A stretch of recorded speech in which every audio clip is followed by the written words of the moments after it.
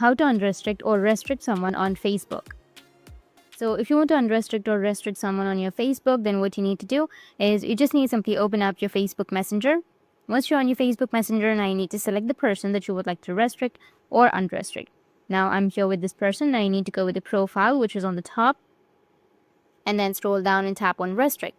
Tap on restrict again, which is on the bottom, and this chat has been restricted. Now you can go back and you won't be able to see this chat on your feed. Now if you want to unrestrict that person, then you can go with menu, which is on the bottom right, and then tap on your settings. Under your settings, you need to scroll down, go with privacy and safety, and then tap on restricted account.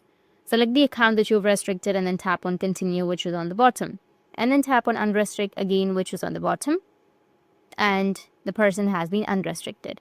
Now you can go back and it will be on your chat list. That's how you can unrestrict or restrict someone on your Facebook. And if you have any questions, feel free to comment below. Thanks for watching.